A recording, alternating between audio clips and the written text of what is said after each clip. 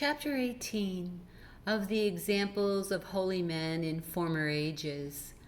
It will much contribute to our progress and encouragement in Christian virtues to keep in view those lively patterns which those holy fathers have set us, whose zeal and exalted piety shone clear in former generations. For by observing the brightness of their luster, we shall at the same time discern the faintness and dimness of our own light, and blush to find the present age so much eclipsed by the unequal comparison. Alas, how poor and mean are our attainments when put into the balance with theirs. Those excellent good persons, those affectionate friends and followers of Christ, served God instantly in hunger and thirst, in cold and nakedness, in labor and weariness, in watchings and fastings, in prayers and holy meditations, in many persecutions and sharp reproaches. Blessed God! How many, how grievous miseries and hardships did the apostles and martyrs, the confessors and virgins endure heretofore? And now they only, but all those brave and generous souls in the primitive and pure state of the church, who made it the study of their whole lives to tread in the steps of their meek and suffering Savior, those heavenly minded persons have hated their own lives unto death, that they might preserve them unto life eternal.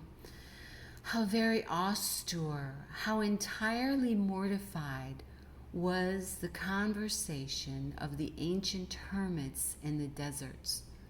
How long, how sharp the temptations they underwent. How fierce and frequent their conflicts with the enemy of souls.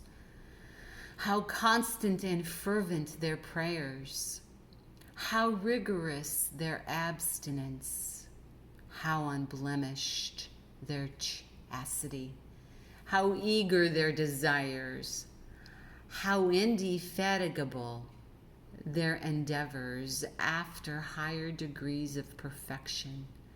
How vigorous and gallant the war they waged against their vices and rebellious appetites.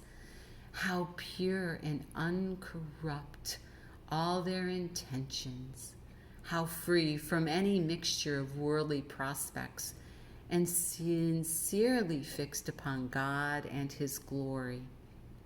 The whole day they employed in hard labor, and the whole night in devotion, and from which their varied labors did not hinder them, for even these were consecrated too by the frequent intermingling of prayers and holy ejaculations.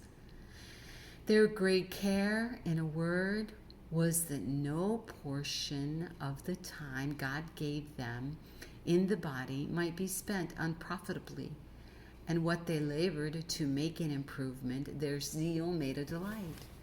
For time in their esteem was much too swift, and their devotion so far from created weariness, that every hour seemed short and snatched away those joys too hastily, which they felt in conversing with Him whom their soul loved.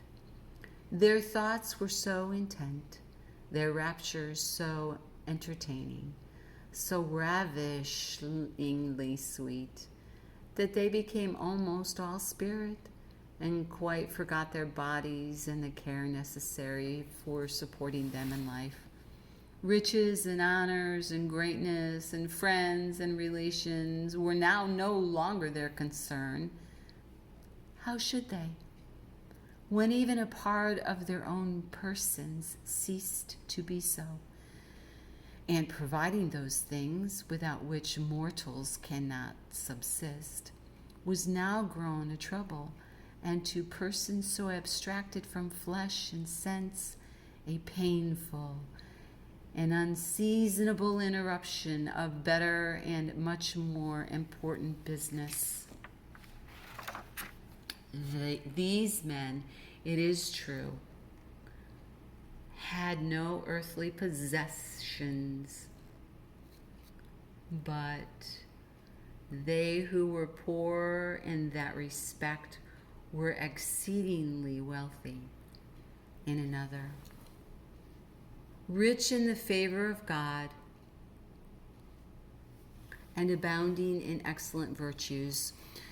What they wanted of outward comforts was much better supplied by the plentiful communications of divine graces, the inward refreshments and unspeakable consolations of the blessed Spirit. These strangers to the world were intimately acquainted with its Maker and Lord, and how meanly soever they might think of themselves, or how despicable they might appear in the eyes of others, yet in the sight of God they were particularly dear, highly honorable, and precious. They persevered in their humility and sincere obedience, in their courage and constancy, their meekness and patience and great charity. And by this continuance in well-doing and contented suffering, they made daily advances in spiritual perfection and attained to a wonderful high pitch of grace and favor with God.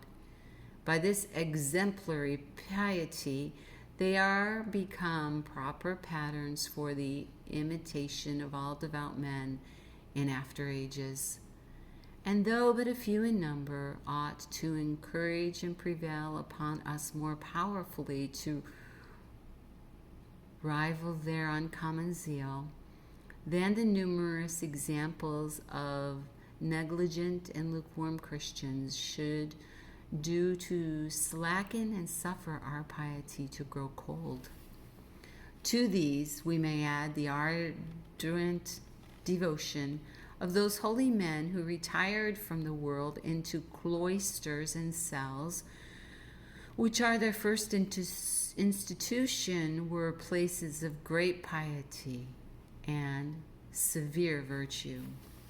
Their prayers were frequent and devout, their emulation in spiritual perfection noble, their discipline strict and well-ordered, their obedience to superiors modest and respectful, even those footsteps of their piety still remaining, for which their successors have since so scandalously degenerated, are sufficient to inform us that the first combatants in this war against the world and the flesh were men of gallantry and just renown.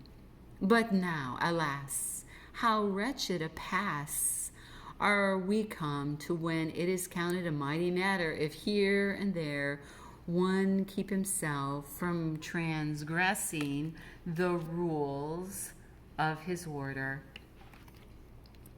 and patiently submit to those exercises which his profession imposes upon him. Oh, what a miserable age of cold indifference and wicked carelessness are we fallen into! How are the holy flames of primitive zeal exhausted! And instead of being a delight, how great a weariness, how insupportable a burthen our religious duties and exercises become of us! How wretched is that stupidity, how profound that sleep, which now oppresses the spirit of mankind, when so many bright examples cannot prevail with us to shake off our sloth and slumber.